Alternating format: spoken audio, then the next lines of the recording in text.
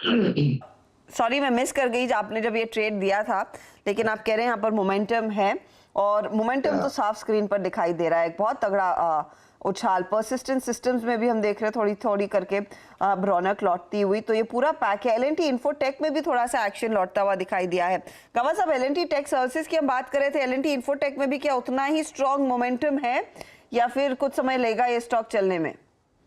नहीं, इसमें भी बिल्कुल एल&टी इन्फोटेक में भी मोमेंटम बहुत बढ़िया है। In fact larger term structure, medium term structure के हिसाब से देखिए कि 4600 में बहुत स्ट्रॉन्ग सपोर्ट है। अब भी कोई खरीद लेगा तो भी ठीक है। 4800 मुझे नजर आता है, पॉसिबल है कि वहां तक चला जाए। तो यस, एल&टी इन्फोटेक में एक चांस है ऑन द राउंड साइड।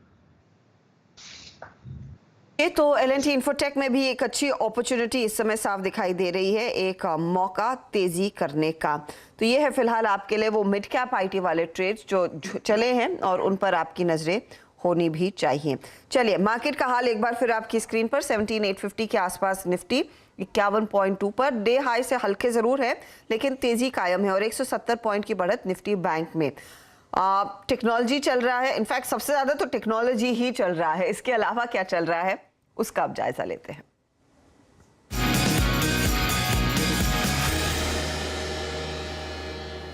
और यतिन हमारे साथ स्टूडियो में आ चुके हैं जो बताएंगे और क्या चल रहा है।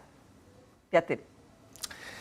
तो हर्षदा, अगर हम बात करें गैस स्टॉक्स की तो एक इंटरेस्टिंग मूव आज देखने को मिला है। गुजरात बेस्ड जो गैस कंपनीज हैं और गैस इंफ्रास्ट्रक्चर प्रोवाइडर हैं, दो स्टॉक्स का जिक्र करेंगे। गुजरात गैस जो सुबह से ही आपको एफएनओ में काफ़ी ट्रैक्शन दिखा रहा है, और दूसरा स्टॉक है जीएसपीएल यानी गुजरात स्टेट पेट्रोलियम लिमिटेड। यहाँ भी अगर आप देखें तो काफ़ी अच्छा ट्रैक्शन है। दोनों स्टॉक्स की चर्चा करते हैं और समझते हैं ट्रेड सेटअप कैसा है या कंपनी का अर्निंग सेटअप कैसा है।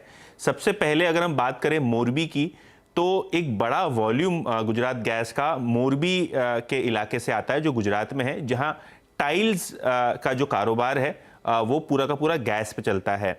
अगर हम टाइल्स की बात करें तो पिछले महीने यानी लगभग 9 अगस्त के आसपास जो मोरबी के टाइल डीलर एसोसिएशन हैं उन्होंने 1 महीने का बंद का ऐलान किया था, क्योंकि एक तो गैस के दाम बढ़ रहे थे, प्रोडक्शन फीजिबल नहीं हो रहा था, और दूसरा जो इन्वेंट्री को डीस्टॉकिंग करने की प्रक्रिया थी वो चल रही थी।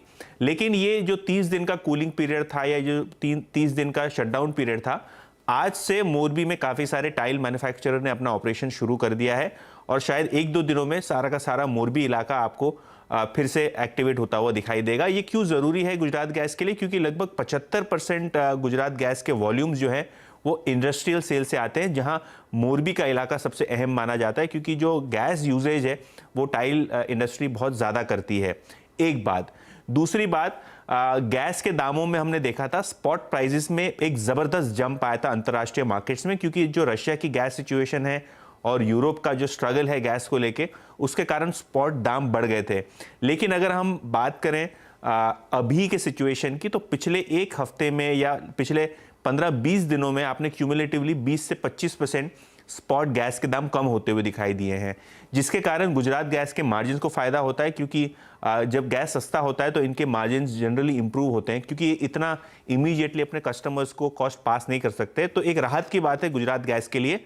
और क्योंकि जीएसपीएल 55% हिस्सेदारी लगभग गुजरात गैस में होल्ड करता है, और जो गैस पाइपलाइन है, जो गैस जो इंफ्रास्ट्रक्चर है वो इसके थ्रू होता है, तो वॉल्यूम्स वाइज भी जीएसपीएल के लिए फायदा होगा। तो दोनों ही जीएसपीएल और गुजरात गैस आज के सत्र में इसीलिए ऊपर है, क्योंकि एक होप है कि सितंबर 10 के ऑनवर्ड्स यानी Q2 ऑनवर्ड्स, Q3 ऑनवर्ड्स आपको थोड़ा बहुत गैस वॉल्यूम्स और सेल्स में इंप्रूवमेंट आती हुई दिखाई दे।